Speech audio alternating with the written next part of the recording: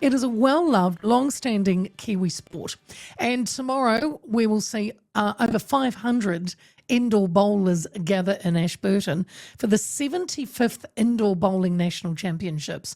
Held this year at the EA Network Centre, the event spans 8 days and utilises over 80 mats to accommodate the large number of participants. The competition features a diverse range of players, from defending champs to the youthful young guns, which range from the age of 19 to 21, right through to 93-year-old Bernard Bennett from Tauranga, who's attending his first nationals since 1955. The competition draws a large crowd of spectators, and for those who can't be there in person, the matches are even live streamed on the Matt Side Broadcasting YouTube channel. Brilliant. To find out a little bit more, New Zealand's Indoor Bowls National Publicity Officer is Alex Reid, and he's with me now. Alex, good afternoon. Hello, you've stolen my speech. Oh, no, don't worry. Roughly what I was going to say, but that's all good. We'll be fine. All good. I've got lots more questions for you.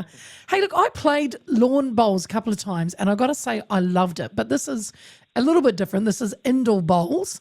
How many Kiwis roughly do you know that play around the country? Yeah, so indoor bowls is a winter sport played on a 22-foot-long woolen mat in community halls, and we've got over 400 affiliated clubs and a few hundred other clubs that aren't affiliated. So for outdoor, I think it's about 470 affiliated clubs, and for indoor bowls, we've got 400 affiliated clubs. So it's not a small sport. It's just sitting in behind the walls is our challenge. Not something to be sniffed at. How do people get into this, Alex? Is it like families do it? They kind of pass it down to their family members, or how do you think people come to the world of it? It's a mixture of things. Certainly the family dynasties are alive and well in indoor bowls. Like the reason I play the game is because my mother and grandparents played. And all forms of bowls are one of those sports where you actually can play intergenerationally. It's not unusual to see at national championships grandparents in the same team with 2 or 3 generations. But also we do see a lot of players who might be feeling a little bit like they don't want to go out on the rugby field because they're feeling a bit sore, but still have that competitive bent, look around and are usually introduced indoor bowls in that way. So you've kind of answered my next question, because you do have such a diverse range. I mean, like I said in the intro, you've got these young guns, these young players, and then good old 93-year-old Bernard Bennett, who, by the way, I'm rooting for. So it attracts such a diverse range. I mean, I don't know many sports that can do that, have such an age range. I couldn't name you another one. I think it's great for young people as well, and it's one of the sports that's participated in the Ames Games. There's a few hundred Ames Games children who play indoor bowls, and it teaches you some really cool communication skills. Like I know when I was growing up as a 12 or 13-year-old, and you'd go along to the way indoor bowls works is we have club nights. So it's your club runs at an evening. I'd go along and I'd be just talking the ear off these people who had fought in World War II, and having those sorts of conversations, I think, is really quite special about our game. And I'm not being rude here, but it's not really physically. You don't have to be a ninja or a sprinter or I think maybe that's probably part of its appeal.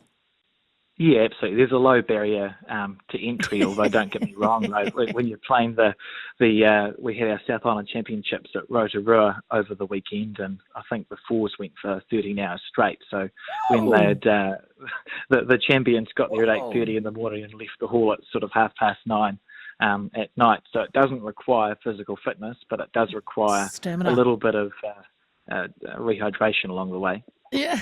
Well, that's incredible, because you did mention, can we circle back to how it kind of works? So the mats are, again, how long? Because you've got, how many have you got? You've got 80 mats. And then how far do they have to roll to the bowl? Tell me about the mats. Question.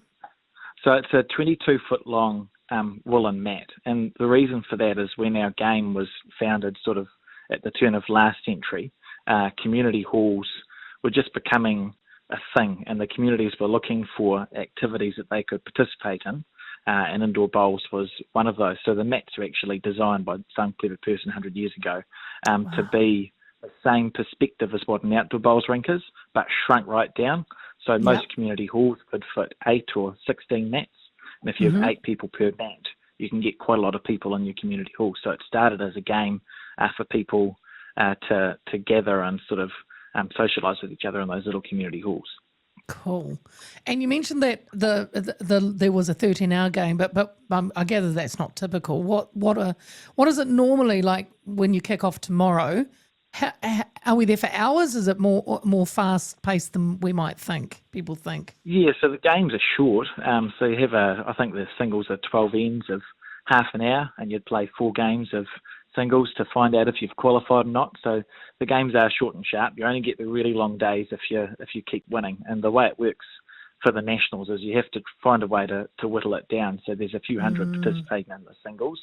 You have to win 3 out of 4 of your games to qualify, and then it goes into what we call post-section play, where it's called straight knockout. So you might have, 70 qualifiers, and you work it out that every round it's halving the way through. The final for the singles, you'd start at 8:30 in the morning. It's usually finished around 3 or 4 o'clock in the afternoon, which is actually really good for viewership. When you're thinking, well, when do I want to watch something? It's quite a nice thing to tootle along and watch in the afternoon. And is that and what is the turnout like for spectators, Alex? Is it growing yearly?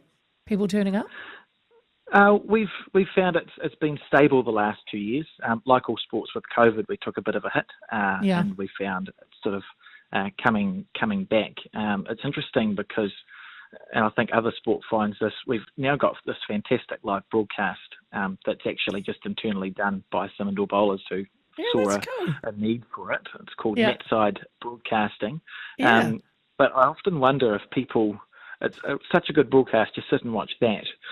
And I'm not sure if they always come along and watch the bowls, but you get crowds of a few hundred to watch a national final. Yeah, it's kind of the downside, isn't it, to anything now, Alex, because, you can broadcast, live stream, and people can watch it and think, oh, I'll just watch it in the comfort of my home instead of going down to the venue. So kind of swings and roundabouts, but it's a good idea. I think it's a good idea.